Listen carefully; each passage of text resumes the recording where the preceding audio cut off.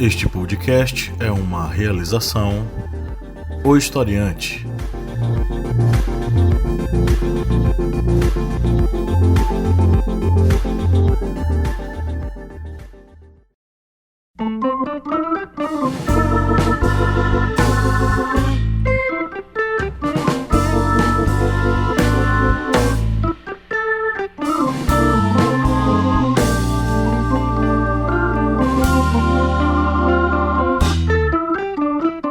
Olá, historiantes, bem-vindos a mais uma Minipédia, o seu programa da segunda-feira aqui no podcast do Historiante. Eu sou o professor Pablo Magalhães, comigo aqui na minha frente está o senhor Kleber Roberto. E aí, pessoal, beleza? Hoje é dia de recebermos um convidado ilustre aqui, o meu amigo, o meu camarada, Mário Cleone. Mário Cleone, diga um oi pra galera e se apresente, diga quem é você na fila do pão.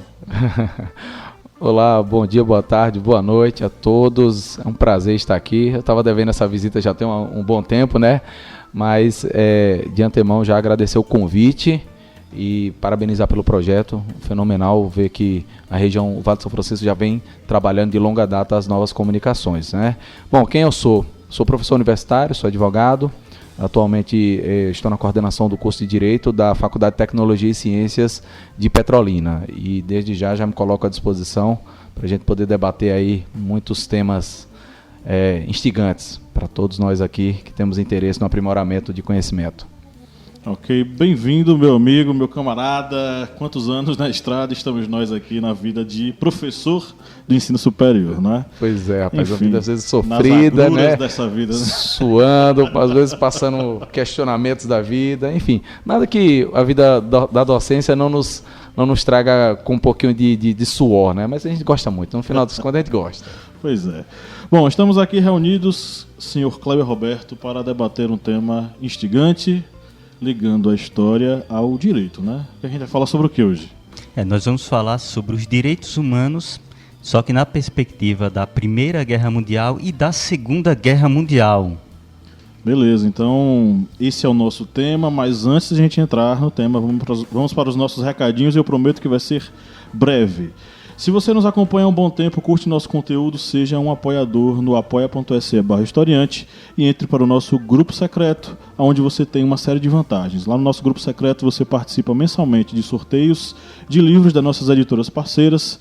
A gente está aí com a parceria com a editora Contracorrente e a editora Sextante, então fiquem ligados que os sorteios estão acontecendo. E se você quiser participar do sorteio de dezembro do livro A Ralé Brasileira, de Gessé Souza, se liga, vai lá, faça o seu apoio, seja um assinante a partir de apenas R$4 mensais. Então vai lá no apoia.se/historiante e vire nosso apoiador, além de uma série de outros benefícios. Inclusive, nossos apoiadores estão desfrutando do nosso mini curso exclusivo Mitologias. O primeiro módulo trata sobre a mitologia greco-romana, a galera está curtindo bastante e a gente também está adorando fazer as aulas para os nossos apoiadores. Então, apoie e participe.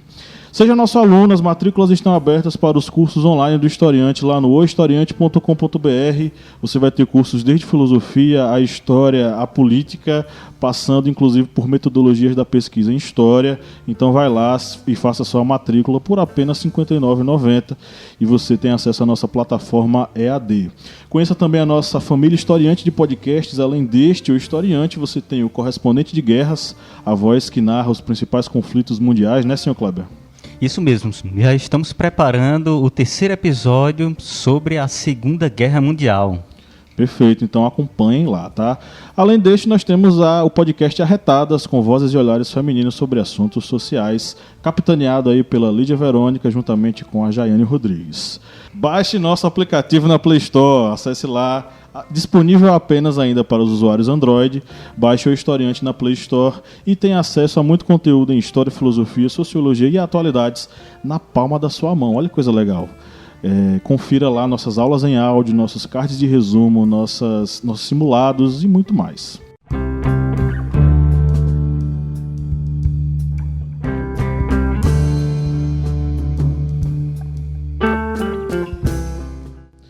Agora sim, vamos para a nossa pauta, vamos falar sobre os direitos humanos dentro do contexto aí das duas guerras mundiais. Vamos deixar o Mário Cleone começar, porque ele é convidado e a gente tem que deixar o convidado falar primeiro. Beleza, então, vamos lá. O que a gente pode tentar trazer, né? Talvez a ideia seja linkar um pouquinho de como a história representou esses dois marcos históricos da civilização humana, mas paralelo a isso, tentar imaginar como é que se consolidou a atual estrutura de direitos humanos como conhecemos hoje, mas que infelizmente só teve o seu surgimento mediante a realização, a concretização dessas duas grandes catástrofes humanas, né? Nós sabemos que em 1914 e 18 tivemos a eclosão da Primeira Grande Guerra Mundial, né, com a presença das potências europeias, a participação tardia dos Estados Unidos, e que até então corporificava muito aquele sentimento de imperialismo, né? Os senhores, como professores de história, devem ser mais do que catedráticos no tema.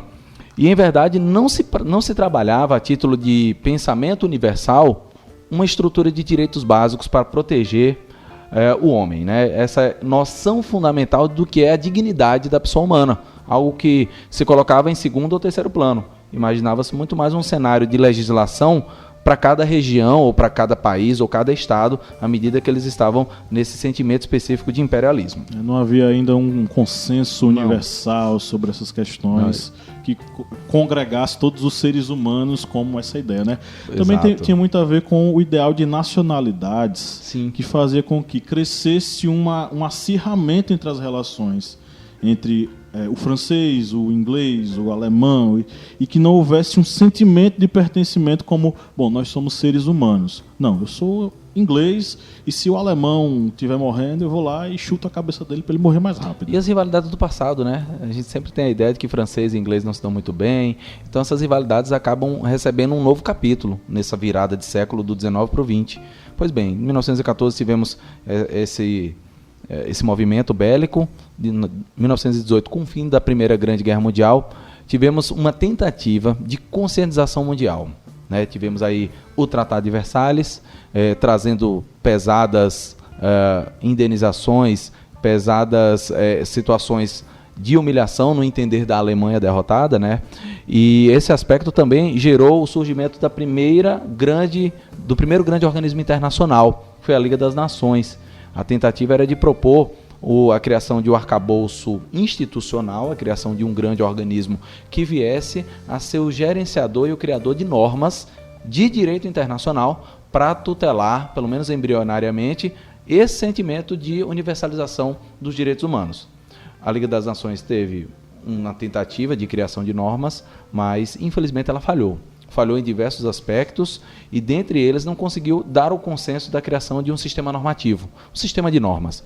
E aí nós sabemos todo aquele processo que a Alemanha nazista, já sob o advento do Adolf Hitler, paralelamente veio trabalhando também um pouco pela omissão da própria Liga das Nações, que não tinha Estados Unidos da América, não tinha a União Soviética como participantes e tem um peso político, econômico. A Liga das Nações praticamente fechou os olhos para o que Hitler estava fazendo. Com certeza. E na verdade não existia uma espécie de... ele não vai fazer aquilo que ele quer fazer. Sim, sim. Não existia uma ideia de que, esse cara vai fazer... A ideia era, o que ele está fazendo era muito do que era feito no século XIX. Esse território é meu, então o que é que eu vou fazer? Eu vou lá e vou lutar por ele. A Liga das Nações, por exemplo, no caso da Segunda Guerra Ítalo-Etíope, que foi já na década de 1930, o imperador da Etiópia, Haile Selassie, ele foi na Liga das Nações pedir para a Liga das Nações intervir com relação à Itália, que a Itália estava usando até armas químicas nessa guerra. E já tinha uma convenção, se não me engano, a Convenção de São Francisco de 1925, que já proibia a utilização de gases químicos em guerra. E a Itália estava utilizando. E a Liga das Nações simplesmente cruzou o braço e, não, infelizmente, nós não podemos intervir. Esse sentimento de impotência também não só foi o único ponto, mas foi um dos elementos que acabaram eclodindo a Segunda Guerra Mundial, e nós sabemos mais do que ninguém de todas as desgraças que aconteceram, né? Agora há pouco a gente conversava sobre um determinado vídeo que eu vi até no próprio site das Nações Unidas, o genocídio, né, praticado pelos nazistas, e é um videozinho curto de 30 minutos, recomendo que assistam, muito legal, e ele apresenta de forma bastante rápida todos os passos, desde a ascensão do Hitler até o fim da guerra, e lógico, a entrada do extermínio, por exemplo, de judeus e de outras pessoas vistas como raça inferior. Muito marcante, né, ver esse vídeo, mas após 45, com as informações que passaram a surgir diante do cenário de ataques promovidos pela Alemanha nazista, aí sim surgiu o desejo de criação de uma nova organização. Apenas 50 países tomaram a iniciativa de aderir, né, à criação da ONU, isso na cidade de São Francisco. E aí depois tivemos, através da presença da Eleanor Roosevelt, a esposa do presidente Franklin Roosevelt, a ideia de promover a criação da Declaração Universal dos Direitos Humanos, né, em que pese o seu caráter simbólico, ela entra como um marco histórico e um marco jurídico na criação de um sistema de normas. É necessário, até porque os crimes que foram cometidos na Primeira e na Segunda Guerra Mundiais, eles basicamente eles expuseram o pior do que o ser humano pode ser, a pior face do ser humano. Sim, com certeza. O próprio Hobsbawm, no livro Era dos Extremos, ele vai falar que o século XX ele não começa em 1901. Ele começa em 1914 com o advento da Primeira Guerra Mundial, que para Hobsbawm é uma só. Inclusive, quem está ouvindo a gente já falou no podcast anterior sobre essa questão. Para Hobsbawm, o período entre guerras é apenas um período de rearmamentação, reorganização e a entrada no cenário de outras ideologias, como o nazifascismo. Mas o século XX, de fato, só começa em 1914. Por quê? Porque a Belle Époque, o momento de grande crescimento e desenvolvimento da burguesia, e a ideia de que o crescimento ele era infinito e nunca iria acabar, encontrou na Primeira Guerra Mundial a crua realidade. O crescimento ele acabou. Não tem mais como crescer sem a gente se chocar e se matar. E aí muitas pessoas que acreditavam que a guerra seria gloriosa e que desejavam essa guerra, inclusive os caras vão para a Primeira Guerra Mundial como se fossem para a Copa do Mundo. A galera vai lá, mata esses desgraçados, porque eles acreditavam que a guerra ia acabar em 6 meses. Romantizaram, na verdade, né? Um sentimento romântico de que a guerra é algo importante, talvez rememorando, sei lá, a Idade Antiga, né? Sim. E aí em 6 meses acabaria. Só que aí os 6 meses passaram, eles não voltaram, as cartas começaram a parar de chegar, os caras morriam, e aí eles começaram a chegar, de fato, ao que era a guerra. Pô, você não vai mais para a guerra para você lutar como nas guerras do século XIX, com hora marcada, com pausa para almoço, chega às 6 horas, baixou o sol, parou de guerrear. Não, agora é a guerra até eu acabar com vocês totalmente. Porque não tem mais essa coisa, se rendeu, parou. Se rendeu, você vai apanhar e você vai morrer se a gente quiser, para mostrar para os outros. E na Primeira Guerra Mundial também ocorreu um extermínio de uma população, que foi no caso dos armênios. Sim. Que foi realizado pelo Império Otomano, que estava se transformando na Turquia. O Império Otomano ele fez isso com os armênios porque os armênios eles apoiaram a Rússia durante a Primeira Guerra Mundial, e o Império Otomano apoiava a Alemanha, o Império Alemão. E o Império Alemão era contra o Império Russo. E como a Primeira Guerra Mundial foi todo esse jogo de alianças, a França é aliada da Grã-Bretanha, a Grã-Bretanha que é aliada da Bélgica, a França que é aliada da Rússia, a Rússia que é aliada dos armênios, os otomanos que são aliados dos alemães dos austro-húngaros, e assim sucessivamente. E foi isso que fez a guerra se tornar uma guerra de tamanha proporção, porque um declarava a guerra para o outro, tem a aliança militar, vai ter que declarar guerra. E foi acontece assim, um efeito dominó. Exatamente. Sim. E os armênios apoiaram os russos, e o Império Otomano ele fez um verdadeiro massacre com essa população. Eles colocaram em campos de concentração. Antes de chegar nesses campos de concentração, houve as chamadas Marchas da Morte, que eram marchas de dezenas de quilômetros em regiões desérticas para a população morrer de fome mesmo, fome e sede no meio do caminho. Houve a utilização de gases químicos nessa população, de armas biológicas como infecção proposital por tifo. E até hoje na Turquia isso é um tabu. Se você chegar na Turquia e falar sobre o genocídio armênio, você apanha. Porque há um tabu na Turquia, eles não aceitam. A mesma coisa com relação ao Japão, com o massacre na China durante o prelúdio da Segunda Guerra Mundial e no decorrer da Segunda Guerra Mundial. Houve um massacre de chineses na invasão japonesa, e o Japão, a China já por várias vezes, por meios diplomáticos, insiste que o Japão assuma a responsabilidade pelos massacres como crime de guerra, como crime, um genocídio, e o Japão disse que só foi mesmo em combate, foi mortes em combate. Ou seja, há até hoje praticamente 100 anos, mais de 100 anos da Primeira Guerra Mundial, e já temos aí chegando no quantos anos? 80 anos dessa invasão japonesa na China, e essas nações elas não aceitam os crimes que cometeram nessas guerras. Aí você vai fazer uma lista de extermínios, a gente tem mais, né? Muitos. Porque os poloneses eles foram exterminados do lado de lá e do lado de cá, por russos e por alemães. E aí tem toda a história. Os poloneses até hoje têm um trauma terrível com esse processo na Segunda Guerra Mundial. A França, durante a dominação alemã, sofreu muitas e muitas mortes, porque praticamente mais da metade da França virou domínio alemão, né? E aí você vai ter uma série de massacres e extermínios na França, mas nada se compara necessariamente ao extermínio, o maior de todos eles, acredito eu, seja o Holocausto judeu, né? Nos campos de concentração nazistas. Seria interessante a gente fazer uma diferenciação, porque nós temos campos de concentração e campos de extermínio, né?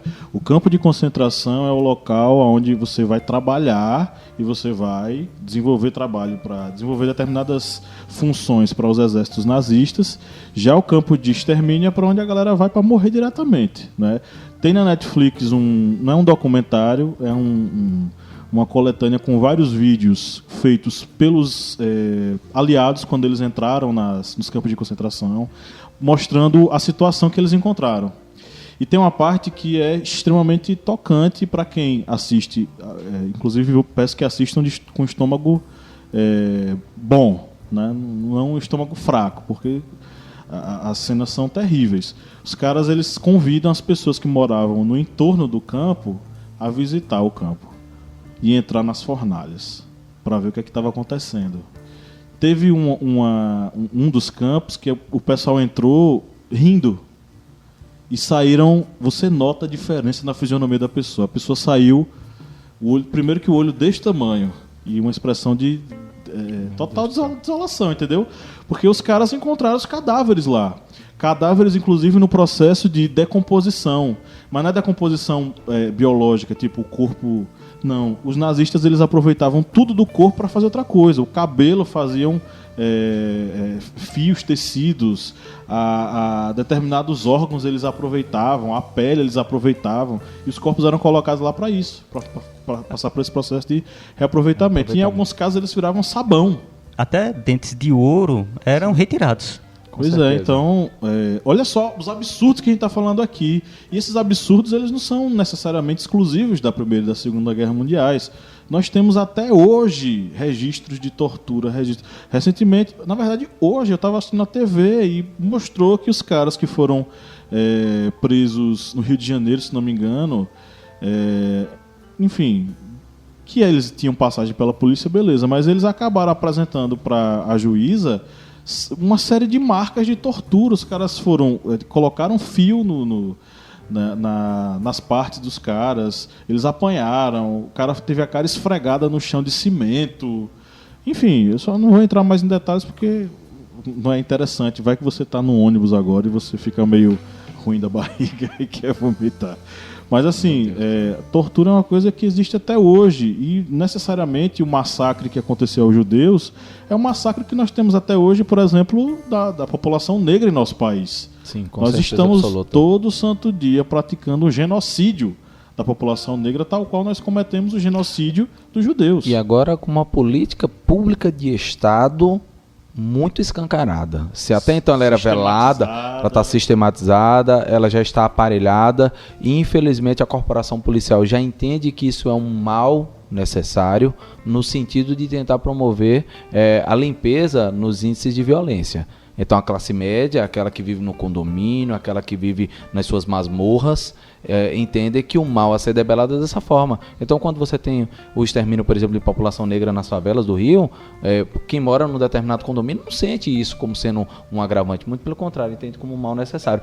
E isso nos lembra Hannah Arendt em relação ao conceito de banalidade do mal. Na verdade, talvez estejamos transportando para o século XXI partes desse pensamento que dominou a sociedade alemã durante o período da Segunda Guerra Mundial, que vem colocando hoje. Então, quando você pega, por exemplo, a DUDH, a Declaração Universal dos Direitos Humanos, a nossa intenção é de transformar em norma determinados tipos de sentimentos que não deveriam voltar mais para a civilização humana, e no nosso caso particular para o Brasil, né? Mas observe muito bem que a Declaração Universal acaba virando apenas uma, como a gente chama, lei simbólica, norma simbólica, porque acaba não tendo o efeito necessário dentro do sentimento interno das pessoas. É mais ou menos aquela ideia de que direitos humanos é apenas para proteger bandido, quando, em verdade, deveria ser para toda e qualquer pessoa que está dentro de uma determinada sociedade, o que é lamentável. Tem aquela coisa do direitos humanos para humanos direitos, né, Mário? Os chavões que a gente, vez ou outra, enfrenta. Eu chamo de chavões porque, quando eu dou as minhas aulas de direitos humanos, a primeira coisa que eu falo é para a gente quebrar esse estigma e preconceito de que os direitos humanos são voltados para uma determinada categoria, para todo mundo. E eu até promovo uma espécie de exercício mental chocante, para que o aluno perceba a importância. E vou aqui reprisar para vocês.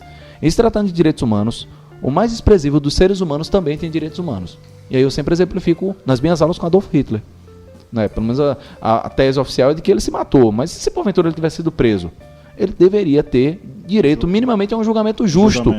É direito humano. Está dentro da DUDH como elemento nos artigos 8º, 9º e 10º. Toda e qualquer pessoa tem direito a um julgamento justo por um tribunal imparcial, por um tribunal independente. Quando a gente pega o cenário de Brasil no século XXI, percebemos claramente o uso do poder judiciário como uma ferramenta de ativismo judicial para controle de determinados grupos ideológicos, o que é uma subversão total a tudo aquilo que foi pensado em 1948, né? Sim. Agora, sim, eu queria que você expressasse sua opinião enquanto advogado, né? A Declaração dos Direitos Humanos, ela é um marco... como é que eu posso dizer, no respeito à dignidade da vida humana em todo o planeta? Olha, em todos os países? Seríamos ingênuos se disséssemos que sim. Seria ingenuidade. Espera-se que sim, mas alguns determinados estados, algumas determinadas nações, muito embora saibam da existência não só do marco da DUDH, mas de outras normas de direito internacional, elas preferem colocar no acaso, né? Pegamos aí determinadas sociedades extremamente fechadas, uma Coreia do Norte da vida, as pessoas lá estão em condição de idade média, né? Nós não podemos perceber o mínimo de ideário de direitos humanos. Mas eu também faço a provocação. Os países, dentre eles os Estados Unidos da América, que mais exigem a prática de direitos humanos, também são um dos que mais infringem os direitos humanos. Se pararmos para analisar o processo de invasão da soberania de determinados países, como ele vem praticando sistematicamente, o processo de ataque que vem sendo realizado aos imigrantes, em especial na fronteira do México, com inclusive a presença, a detenção de crianças. Nós temos um pacto internacional que evita ações que são exatamente estão sendo praticadas pelo governo de Donald Trump. Então, quando a gente fala, e pegando esse seu gancho, de que todos os países do mundo seguem, seríamos ingênuos. Mas, ao mesmo tempo, devemos trabalhar fortemente na ideia de que temos um marco normativo para ser aplicado e, mais do que nunca, nós, de forma interna, trazermos esse sentimento maior de ter a representação e o respeito ao próximo. Acho que está faltando muito também do elemento interno da nossa percepção, mais até do que o elemento externo, porque lei, na verdade, é externo, né? É uma pessoa te obrigando a fazer algo, muitas vezes você não quer fazer, mas paralelo ao externo, devemos também trabalhar o interno. E meu maior receio ao longo desse ano de 2019 é de que, de repente, nós estejamos regredindo dentro da análise dos espaços de representação de direitos humanos. Observe o que está acontecendo na América Latina. Imaginemos aí. E a própria banalização da pessoa comum dizer que, mas fulano não merece, ele é bandido, bora matar. Merece morrer mesmo. As feministas agora vão ser estupradas. Sim, sim. Absurdos desses, eu vi um perfil de uma senhorinha. Sim. Você pensa aquela senhorinha que vai comprar pão e cuida de um gatinho, de um cachorrinho e faz doce para o neto quando ele vem no final de semana. Ela postando no Facebook, vamos estuprar as feministas. É o cidadão de bem, né? É um conceito que inclusive já nasce com toda uma carga preconceituosa, né? Dando a ideia de que se você segue os meus valores morais, você está comigo, você também é de bem. quem está fora dessa minha bolha do mal. é do mal, sabe? E uma das fogo, né? um dos maiores elementos dentro da nossa DUDH é o respeito à diversidade. Então, se você não consegue minimamente respeitar o colega que diverge de você em alguma prática moral ou de costumes, desde que não seja ilícito, nossa, você já transforma no inimigo. E vamos também trabalhar o cenário de que não só redes sociais, mas eu creio que a massificação da comunicação vem trazendo a sensação de que, de fato, estamos regredindo nos espaços de tolerância ao próximo. Imagine a ideia de que uma rede social agora não é utilizada para você promover divulgação de informação positiva ou para aproximar as pessoas. Não, ela serve para gerar o conflito. Sim. Até porque as ferramentas, elas... Na verdade, assim, bicho, a gente sempre viveu bem sem precisar estar em contato o tempo inteiro. Tipo, eu, há 10, 15, 20 anos atrás, eu não tinha tanto contato com alguém que pensa diferente de mim do que hoje. Sim, com certeza. E isso não seria necessário para eu viver. Eu poderia viver sem esse contato. O que aconteceu foi que os perfis, as mídias sociais, elas aproximaram essas pessoas e colocaram frente a frente. E aí o que eu gosto de dizer é o seguinte: a mídia social, ela não criou esse contexto. Ela aproximou as pessoas. Aí as pessoas foram quem criaram essas questões. Nós não podemos culpar a vou... ferramenta, pelo mau uso dela. A mídia, ela não é determinante, ela é uma condicionante para que algo aconteça. Porque quem determina o que quer determinar, o que pressupõe determinar, é o próprio ser humano nas relações. É o mesmo que aconteceu, por exemplo, na Alemanha nazista. Que estava com o início das novas tecnologias, por exemplo, o rádio. Sim. Adolf Hitler, ele fez exatamente o cinema, eram novas tecnologias. E ele utilizou essas novas tecnologias para propagar o quê? O discurso antissemita através de filmes. Há uma lista imensa de filmes que eram semanalmente que passavam nos cinemas alemães. E a população assistia aquilo ali e acabava com todo esse discurso político, com essas mídias, rádio, cinema, acabavam sendo, digamos, condicionadas até aquela visão. Mas dentro do seu, digamos, âmago, devemos lembrar que no início do século, os judeus eles já eram recriminados pela população. Havia já um sentimento antissemita na sociedade. Por exemplo, na União Soviética houve uns chamados protocolos dos sábios de Sião, que era uma teoria da conspiração que os judeus iriam dominar o mundo através do seu poder político e econômico. O próprio Adolf Hitler, né, na sua obra Mein Kampf, ele trazia de forma muito clara que um dos motivos da humilhação alemã era a presença da sociedade local com fortes traços judeus, em especial o processo de acumulação de capital, que é muito característico dessa cultura, né, desse grupamento humano e étnico. É bem complicado você criar... É a ideia de criar um inimigo, né? Precisamos sempre de um inimigo para justificar o nosso fracasso. A sociedade, principalmente quando vem essas questões ideológicas, a sociedade sempre procura o Salvador. É uma sociedade que procura o Messias, né? O Messias, alguém que vai salvar, ou é do comunismo, ou é da dominação judaica, ou é da dominação muçulmana. E agora é a dominação comunista, né? O Brasil agora tem um novo inimigo imaginário que é, sabe, a ameaça comunista. E eu fico sempre nessa dúvida, eu sou muito curioso, sabe? Eu queria ver um comunista raiz mesmo, aquele que promove a defesa irrestrita das ideias promovidas por Karl Marx à época. Mas aparentemente nós não vemos isso não, né? Nós não temos essa figura sendo representada, mas sempre precisamos do inimigo imaginário. Então, vez ou outra surge aí, olha, a nossa bandeira nunca será vermelha. Enfim. E isso vem também condicionado numa seguinte situação.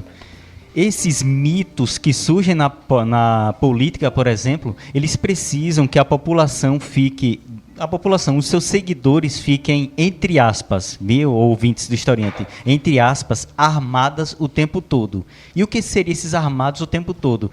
Ficasse, digamos, diante do inimigo imaginário o tempo todo. Porque se você analisar, toda semana tem uma pauta em que vai ser atacado, ou o comunista vai ser atacado, ou o feminista vai ser atacado, ou o defensor dos direitos igualitários para a comunidade afrodescendente na sociedade brasileira vai ser atacado, ou a floresta amazônica, os ambientalistas vão ser atacados, ou seja, toda semana esses inimigos, entre aspas, imaginários, eles são postos ali no pedestal para serem atacados, para serem apedrejados por essa população que está sendo armada o tempo todo. Porque para esse mito, para esse político salvacionista que é tido como salvador da nação, ele só tem sucesso se essa população ficar, digamos, mobilizada o tempo todo. A partir do momento em que essa população para essa mobilização e começa a ter outras perspectivas, outros meios de ter maiores informações, eles vão começar a pensar, opa, isso aqui está errado o que eu estou fazendo. Contudo, eles estando armados, estando mobilizados o tempo todo, eles não vão pensar isso, eles só vão pensar no próximo inimigo que vai ser exposto pelo seu líder. Ok, estamos aqui no finalzinho da Minipédia. Mário, você não é tradição da Minipédia fazer isso, é mais no programa da quinta-feira, na mesa redonda. Mas você gostaria de sugerir alguma coisa para os nossos ouvintes, de leitura, para assistir? Enfim? Ah, sim, claro. Bom, tem 2 obras que eu venho... Estou tentando terminar de ler, porque eu comecei, mas a vida ainda não me permitiu, né? Eu estou com uma obra que eu já estava curioso para promover a leitura há um bom tempo, que é a obra do Laurentino Gomes, a trilogia, né, que ele está montando. Em verdade, o primeiro volume saiu agora, Escravidão. Estou com ele aqui agora, já comecei a promover a leitura. Recomendo a todos, porque, infelizmente, essa semana tivemos aí o advento de uma pessoa assumindo, né, a Fundação Nacional Zumbi dos Palmares, que é uma entidade mantida pelo poder público com o intuito de promover políticas públicas voltadas para a população afrodescendente.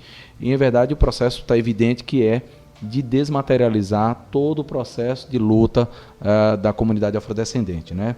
Mas a gente precisa rememorar nossa história, né? Eu estou muito preocupado com essa nova geração que vem trabalhando a superficialidade das informações e não tem um apreço, uma profundidade sobre toda a nossa história que vai servir de elemento para decidir nossas ações de agora para frente. E tem uma outra obra. Eu acompanho um determinado grupo no YouTube, Grupo Meteoro Brasil, vocês já devem ter ouvido falar. Sim. E a obra deles eu estava curiosíssimo para ler, porque é uma paródia específica da obra do Olavo de Carvalho, né? O astrólogo Olavo de Carvalho, mas no último podcast eu fiz questão de frisar que ele trouxe um ensinamento pra gente sobre pós-verdade. Depois a gente conversa sobre isso. Sério, o Olavo de Carvalho ensinou algo útil, mas a obra que eu recomendo que leiam, se possível agora, tudo o que você precisou desaprender para virar um idiota. Né? Minha preocupação hoje é a teoria The White Angry Man, que serviu de fundamento para a eleição do Donald Trump, veio muito forte para o Brasil. Sim. Nós temos um problema crônico de educação e que permite que a pessoa acredite em determinadas fake news propagadas para promover a eleição de um presidente. E se nós não tomarmos cuidado, esse mesmo fenômeno vai se repetir em 2022. E acredite 2026. Que o totalitarismo e Sim. um macho branco gritando sejam Sim. a resolução para os nossos problemas econômicos. Pronto, essas 2 obras hoje eu venho lendo, recomendo, porque precisamos fortemente reentendermos o que está acontecendo a título de Brasil e a título de mundo. Porque meu maior receio, colegas, é de que tenhamos um endurecimento da forma com que a democracia vem sendo vista. Só para a gente fechar, o paradoxo da tolerância do Karl Popper nos diz isso, né? Aí, o especialista nisso aí, claro. Pronto, o paradoxo da tolerância deve ser lembrado aqui nesse momento, até tendo o advento da Segunda Guerra Mundial e a DUDH, dando conta de que em sociedades democráticas devemos ser tolerantes com todo e qualquer tipo de discurso, inclusive o discurso intolerante. Só que em algum momento esse intolerante vai assumir o poder. E nesse momento ele vai promover a morte da tolerância. Então, aquilo que é colocado como um grande bastião da liberdade das pessoas também é o seu maior inimigo, a sua própria criptonita. Então, essa é a minha última mensagem para os nossos ouvintes. Okay. Kleber, quer falar alguma coisa? Encerramos? Não, encerramos por aqui porque foi muita informação. Eu acho que o ouvinte historiante aqui vai ficar com um bloquinho na frente só anotando os vários conceitos que foram discutidos nessa minipédia. Perfeito. Então, chegamos ao final de mais uma minipédia. Foi um prazer enorme estar com vocês. Lembrando que se você chegou até aqui, você é um guerreiro, você gosta da gente e por causa disso você vai ser nosso apoiador. Vá lá no apoia.se/historiante e faça seu apoio a partir de R$4 mensais e entre para o nosso grupo secreto com conteúdo exclusivo. Vamos ficar por aqui, um grande abraço e tchau, tchau, galera. Valeu!